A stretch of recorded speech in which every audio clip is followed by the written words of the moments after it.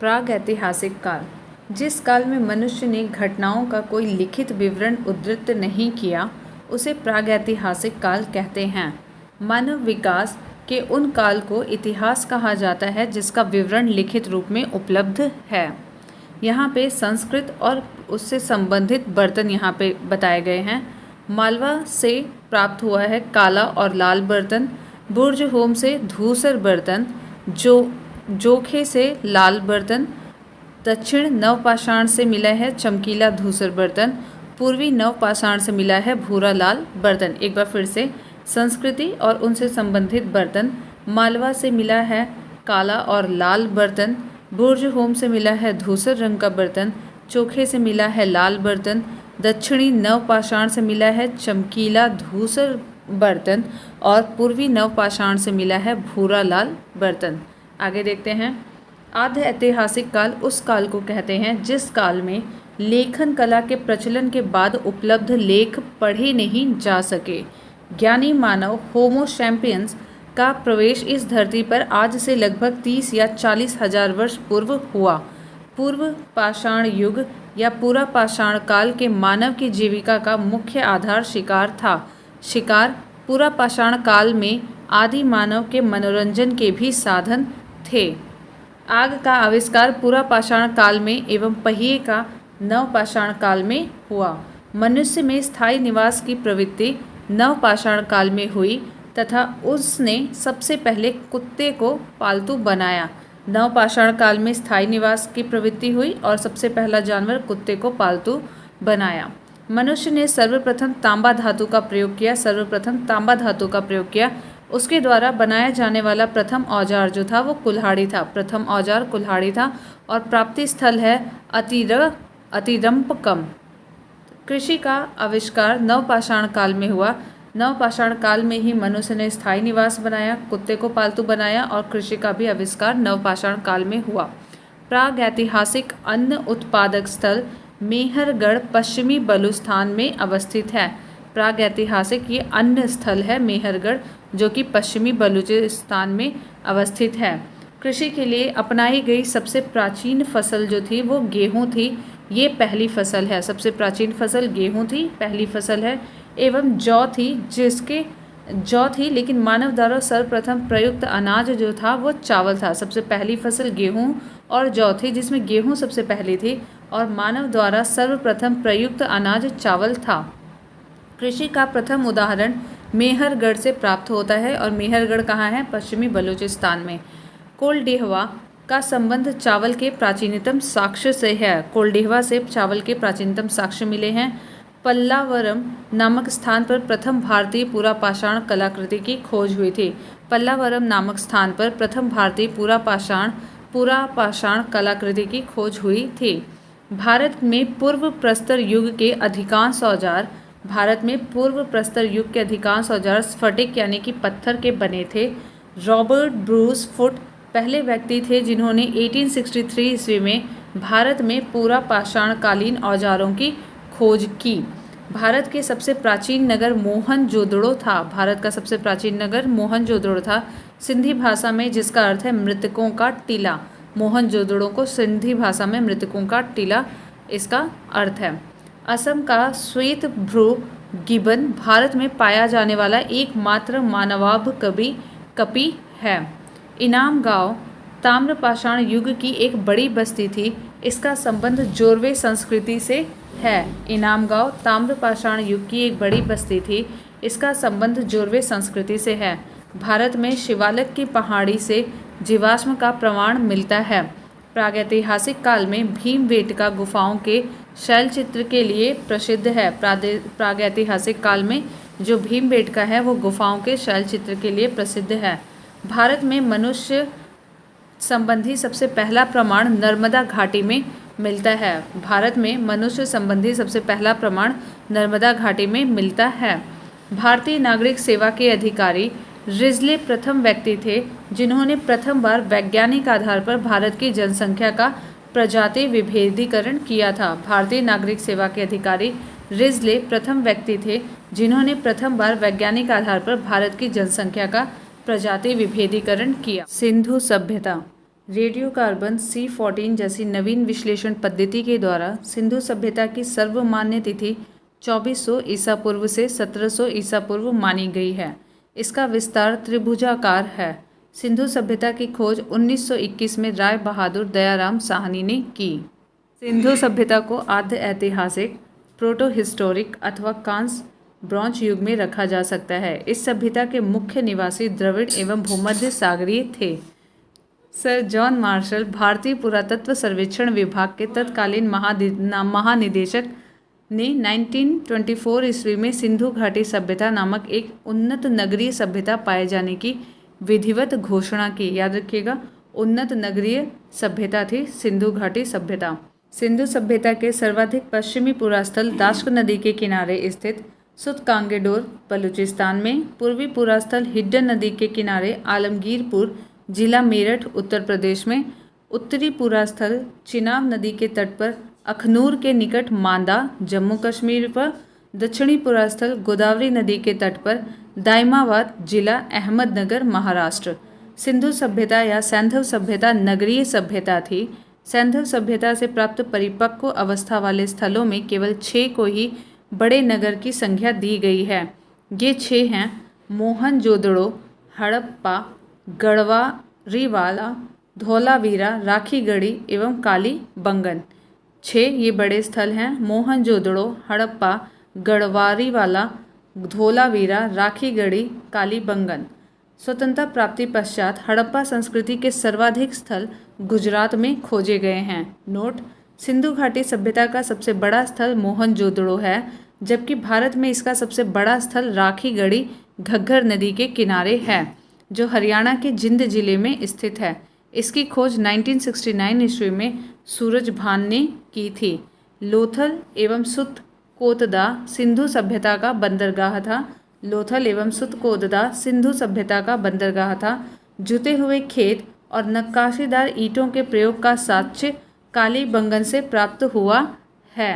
मोहनजोदड़ो से प्राप्त स्नानागार संभवतः सैंधव सभ्यता की सबसे बड़ी इमारत है, जिसके मध्य स्थित स्नान कुंड 11.88 मीटर लंबा, 7.01 मीटर चौड़ा एवं 2.43 मीटर गहरा है।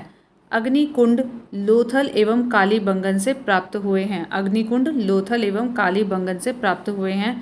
मोहनजोदड़ो से प्राप्त एक शील पर 3 मुख वाले देवता पशुपतिनाथ की मूर्ति मिली है। कहाँ से? मोहनजोदड़ो से। उनके चारों ओर हैं हाथी, गैंडा, चीता, भैंसा विराजमान हैं। मोहनजोदड़ो से नर्तकी की एक कांस्य मूर्ति मिली है। मोहनजोदड़ो से नर्तकी की एक कांस्य मूर्ति मिली है। हड़प्पा के मोहरों पर सबसे अधिक एक श्रृंगी पशु का अंकन मिलता है। यहाँ से प्राप्त एक आयताकार मोहर में स्त्री के गर्भ से निकलता पौधा दिखाया गया है। मनके बनाने के कारखाने लोथल एवं चंदहुदड़ो में मिले हैं। सिंधु सभ्यता की लिपि भाव चित्रात्मक है। यह लिपि दाईं से बाईं ओर लिखी जाती थी। जब अभिलेख एक से अधिक पंक्तियों का होता था तो पहली पंक्ति दाईं से बाईं ओर और दूसरी बाईं से दाईं ओर लिखी जाती थी। लेखन कला की उचित प्रणाली विकसित करने वाली पहली सभ्यता सुमेरिया की सभ्यता थी। सिंधु सभ्यता के लोगों ने नगरों तथा घरों के विन्यास के लिए ग्रिड पद्धति अपनाई। घरों के दरवाजे और खिड़कियां सड़क की ओर न खुलकर पिछवाड़े की ओर खुलते थे। केवल लोथल नगर के घरों के दरवाजे मुख्य सड़क की ओर खुलते थे। केवल लोथल नगर के घरों के दरवाजे ही मुख्य सड़क की ओर खुलते थे। सिंधु सभ्यता में मुख्य फसल थी गेहूं और जौ। सैंधववासी मिठास के लिए शहद का प्रयोग करते थे। मिट्टी से बने हल का साक्ष्य बनमाली से मिला है। मिट्टी से बने हल का साक्ष्य बनमाली से मिला है। रंगपुर एवं लोथल से चावल के दाने मिले हैं, जिनसे धान की खेती होने का प्रमाण मिलता है। चावल के प्रथम साक्ष्य लोथल से ही प्राप्त हुए हैं। सुरकोतदा, कालीबंगन एवं लोथल से सैंधवकालीन घोड़े के अस्थिपंजर मिले हैं। तौल की इकाई संभवतः 16 के अनुपात में थी। सैंधव सभ्यता के लोग यातायात के लिए 2 पहियों एवं 4 पहियों वाली बैलगाड़ी या भैंसा गाड़ी का उपयोग करते थे। सिंधु काल में विदेशी व्यापार, आयातित वस्तुएं थी और कहाँ से आती थी वो प्रदेश यहाँ पे मेंशन है। तो तांबा खेतड़ी बलूचिस्तान ओमान से आता था। चांदी अफगानिस्तान और ईरान से। सोना कर्नाटक अफगानी और ईरान। टिन अफगानिस्तान और ईरान। गोमेद सौराष्ट्र से, लाजवर्थ मेसोपोटामिया से, सीसा ईरान से। मेसोपोटामिया के अभिलेखों में वर्णित मेलुहा शब्द का अभिप्राय सिंधु सभ्यता से है। संभवतः हड़प्पा संस्कृति का शासन वर्णिक वर्ग के हाथों में था। पिग्गट ने हड़प्पा और मोहनजोदड़ो को एक विस्तृत साम्राज्य की जुड़वा राजधानी कहा है। पिग्गट ने सिंधु सभ्यता के लोग धरती को उर्वरता की देवी मानकर उसकी पूजा किया करते थे। वृक्ष पूजा, शिव पूजा के प्रचलन के साक्ष्य भी सिंधु सभ्यता में से मिलते हैं। स्वास्तिक चिन्ह संभवतः हड़प्पा सभ्यता की देन है। स्वास्तिक चिन्ह संभवतः हड़प्पा सभ्यता की देन है, जो हम इस तरीके से बनाते हैं। इस चिन्ह से सूर्य उपासना का अनुमान लगाया जाता है। सिंधु घाटी के नगरों में किसी भी मंदिर के अवशेष नहीं मिले हैं, यानी कि सिंधु घाटी के नगरों में मंदिर नहीं थे। सिंधु सभ्यता में मातृ देवी की उपासना सर्वाधिक प्रचलित थी। पशुओं में कुबड़ वाला सांड इस सभ्यता के लोगों के लिए विशेष पूजनीय था। कुबड़ वाला सांड पूजनीय था। स्त्री मृण मूर्तियां, मिट्टी की मूर्तियां अधिक मिलने से ऐसा अनुमान लगाया जाता है कि सैंधव समाज मातृ सत्तात्मक था, क्योंकि यहाँ पे माताओं की हर रूप में पूजा होती थी। एक बार आप इस चार्ट को देख लीजिएगा। सैंधव सभ्यता के प्रमुख स्थल दिए हैं, नदियाँ दी हैं, उत्खननकर्ता दिए हैं और उनकी वर्तमान स्थिति कहाँ पे है वो दिया गया है। पहला हड़प्पा, जो कि रावी नदी के किनारे है, और इसकी स्थिति है पंजाब, पाकिस्तान के पंजाब प्रांत का साहिवाल जिला, और इसके उत्खननकर्ता थे दयाराम साहनी 1921 में, माधव स्वरूप वत्स 1926 में और फिर व्हीलर 1946 में। फिर है नेक्स्ट मोहनजोदड़ो सिंधु नदी के किनारे है, पाकिस्तान के सिंध प्रांत का लरकाना जिला। राखिलदास बनर्जी ने 1922 में इसका उत्खनन किया था, मैके ने 1927 में, व्हीलर ने 1930 में। चंदहुदड़ो, ये भी सिंधु नदी के किनारे है मोहनजोदड़ो के जैसे। सिंध प्रांत पाकिस्तान में स्थित है, नवाब शाह जिला, और इसे मैके ने 1925 में, NG मजूमदार ने 1931 में। कालीबंगन घग्गर नदी के किनारे है, राजस्थान का हनुमानगढ़ जिला। अमलानंद घोष 1951 में, BV लाल और BK थापर 1961 में। कोट दीजी सिंधु नदी के किनारे है, सिंध प्रांत का खैरपुर स्थान। फजल अहमद ने 1953 में उत्खनन किया था। रंगपुर मादर गुजरात का काठियावाड़ जिला। रंगनाथ राव 1953 से 1954 तक। रोपड़ सतलज नदी के किनारे है, पंजाब का रोपड़ जिला। यज्ञदत्त शर्मा 1953 से 56 तक। लोथल भोगवा नदी के किनारे है, गुजरात का अहमदाबाद जिला। रंगनाथ राव ने 1954 में उत्खनन किया था। आलमगीरपुर हिडन नदी के किनारे है, उत्तर प्रदेश का मेरठ जिला। यज्ञदत्त शर्मा ने 1951 में उत्खनन किया था। सुतकांगेडोर दाश्क नदी के किनारे, पाकिस्तान के मरकान में समुद्र तट के किनारे। औरल स्टाइन 1927 में। बनमाली रंगोई हरियाणा का हिसार जिला। रविंद्र सिंह बिष्ट 1974 में। धौलावीरा लूनी नदी के किनारे, गुजरात के कच्छ जिले में। JP Joshi 1967 to 1968।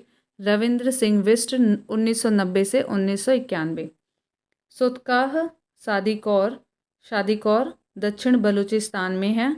George dells 1962 में। एक बार आप इसे यहाँ पे अच्छे से देख लीजिए।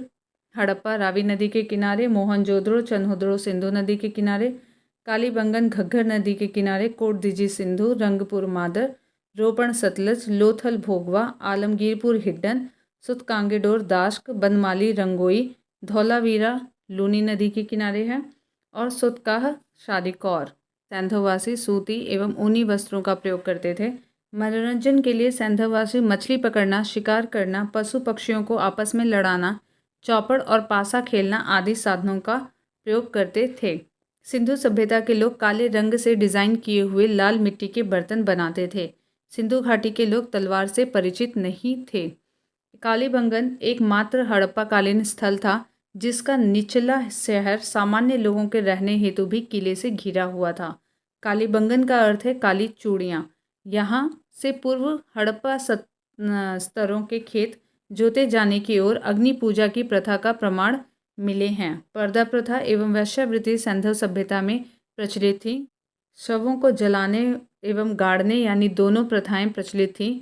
हड़प्पा में शवों को दफनाने जबकि मोहनजोदड़ो जो है और जलाने की प्रथा विद्यमान थी। लोथल एवं कालीबंगा में युग्म समाधियां मिली हैं। इसका मतलब जो मम्मी की तरह होता था वैसा। सिंधु सभ्यता के विनाश का संभवतः सबसे प्रभावी कारण बाण था। आग में पकी हुई मिट्टी को टेराकोटा कहा जाता है। वैदिक सभ्यता। वैदिक काल का विभाजन दो भागों ऋग वैदिक काल 1500 से 1000 ईसा पूर्व और दूसरा उत्तर वैदिक काल 1000 से 600 ईसा पूर्व में किया गया है। आर्य सर्वप्रथम पंजाब एवं अफगानिस्तान में बसे। मैक्स मूलर ने आर्यों का मूल निवास स्थान मध्य एशिया को माना है। आर्यों द्वारा निर्मित सभ्यता वैदिक सभ्यता कहलाई। यह एक ग्रामीण सभ्यता थी। आर्यों की भाषा संस्कृत थी। आर्य शब्द भाषा समूह को इंगित करता है। आर्यों के प्रशासनिक इकाई आरोही क्रम में इन 5 भागों में बांटा गया था: कुल, ग्राम, विश, जन, राष्ट्र। ग्राम के मुखिया ग्रामीणी, विश का प्रधान विशपति, जन के शासक राजन कहलाते थे। राज्य अधिकारियों में पुरोहित एवं सेनानी प्रमुख थे।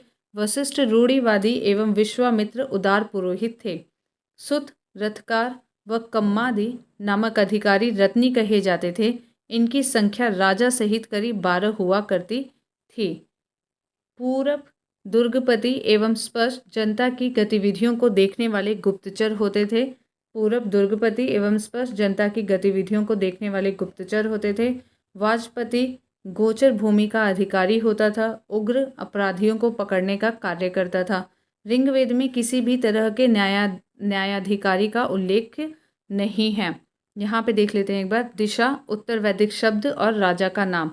पूर्व में प्राची सम्राट, पश्चिम प्रतीचि स्वराष्ट्र, उत्तर उदीची विराट, मध्य में राजा, दक्षिण में भोज।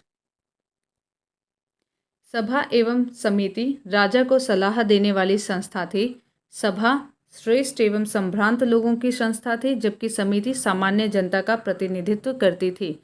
इसके अध्यक्ष को ईशान कहा जाता था। स्त्रियां सभा एवं समितियों में भाग ले सकती थीं। युद्ध में कबीले का नेतृत्व राजा करता था। युद्ध के लिए गविष्टि शब्द का प्रयोग किया गया है जिसका अर्थ है गायों की खोज। दशराग युद्ध का उल्लेख ऋग्वेद के 7वें मंडल में है। यह युद्ध परुश्रणी नदी यानी कि रावी नदी के तट पर सुदास एवं 10 जनों के बीच लड़ा गया था जिसमें सुदास विजयी हुआ।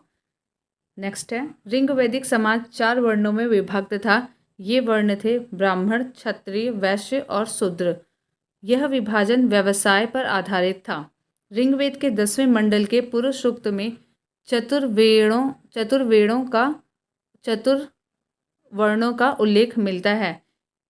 यहाँ पे देख लेते हैं। उपनिषदों की कुल संख्या है 108, महापुराणों की कुल संख्या है 18 और वेदांग की संख्या है 6।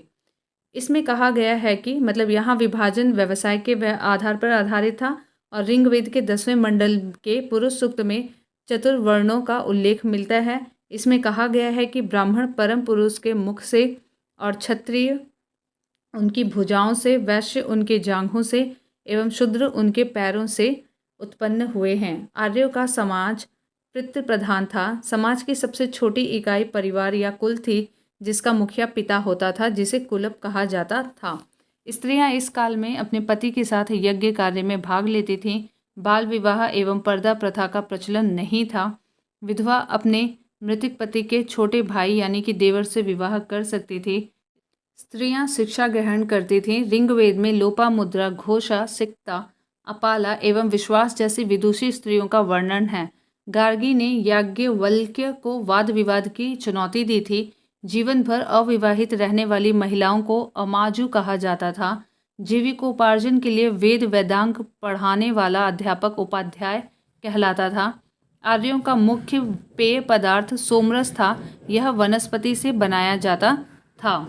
आर्य मुख्यतः 3 प्रकार के वस्त्रों का उपयोग करते थे। पहला है वास, दूसरा अधिवास और तीसरा उष्ण। अंदर पहनने वाले कपड़े को नीवी कहा जाता था। यहाँ पे प्रमुख दर्शन और उसके प्रवर्तकों के बारे में दिया गया है। तो पहला है दर्शन चरवाक और प्रवर्तक भी थे चरवाक। योग के प्रवर्तक थे पतंजलि, सांख्य के कपिल, न्याय के गौतम। याद रखिएगा, चरवाक के चरवाक, योग के पतंजलि, सांख्य के कपिल, न्याय के गौतम। पूर्व मीमांसा जैमिनी, उत्तर मीमांसा बादरायण, वैशेषिक कणाद या उलुक। महर्षि कणाद को भारतीय परमाणुवाद का जनक कहा जाता है। महर्षि कणाद को भारतीय परमाणुवाद का जनक कहा जाता है। आगे, आर्यों के मनोरंजन के मुख्य साधन थे संगीत, रथ दौड़, घुड़दौड़, ध्रुत क्रीड़ा। आर्यों का मुख्य व्यवसाय पशुपालन एवं कृषि था। गाय को अधन्या, न मारे जाने योग्य पशु की श्रेणी में रखा गया था। गाय की हत्या करने वाले या उसे घायल करने वाले के लिए वेदों में मृत्युदंड अथवा देश से निकालने की व्यवस्था की गई है। आर्यों का प्रिय पशु घोड़ा एवं सर्वाधिक प्रिय देवता इंद्र थे। आर्यों द्वारा खोजी गई धातु लोहा थी, जिसे श्याम अयस्क कहा जाता था। तांबे को लोहित अयस्क कहा जाता था। व्यापार हेतु दूर दूर तक जाने वाले व्यक्ति को पड़ी कहते थे। लेन देन में वस्तु विनिमय की प्रणाली प्रचलित थी। ऋण देकर ब्याज लेने वाला व्यक्ति को बेक नॉट, सूदखोर कहा जाता था। मनुष्य एवं देवता के बीच मध्यस्थ की भूमिका निभाने वाले देवता के रूप में अग्नि की पूजा की जाती थी। ऋग्वेद में उल्लिखित सभी नदियों में सरस्वती सबसे महत्वपूर्ण पवित्र नदी मानी जाती थी। ऋग्वेद में गंगा का 1 बार और यमुना का उल्लेख 3 बार हुआ है। इसमें सिंधु नदी का उल्लेख सर्वाधिक बार हुआ है। गंगा का 1 बार, यमुना का 3 बार और सिंधु नदी का उल्लेख सर्वाधिक बार हुआ है। ऋग्वैदिक कालीन नदियाँ, तो यहाँ पे प्रचलित नाम और उनके आधुनिक नाम बताए गए हैं। प्रचलित नाम क्रुंभ, कृभ, कुर्रम, कुभा, काबुल, वितस्ता, झेलम, अस्किनी, चिनाब, परुष्णी, रावी, शत्रुदी, सतलज, विपाशा, व्यास, सदानीरा, गंडक, दृशद्धति, घग्गर, गोमती, गोमल, सुवस्तु, स्वात। उत्तर वैदिक काल में इंद्र के स्थान पर प्रजापति सर्वाधिक प्रिय देवता हो गए थे। विष्णु के 3 पगों की कल्पना का विकास उत्तर वैदिक काल में ही हुआ। ऋग्वैदिक देवता और उनका संबंध, यहाँ देवता और संबंध बताए गए हैं।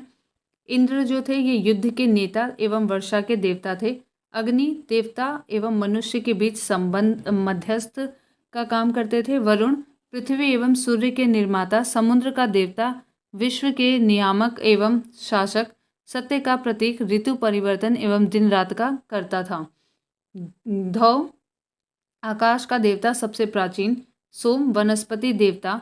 उषा प्रगति एवं उत्थान देवता। अश्विन विपत्तियों को हरने वाला देवता। पूषण पशुओं का देवता। विष्णु विश्व के संरक्षक एवं पालनकर्ता। मरुत आंधी तूफान के देवता। उत्तर वैदिक काल में राजा के राज्याभिषेक के समय राजसूय यज्ञ का अनुष्ठान किया जाता था।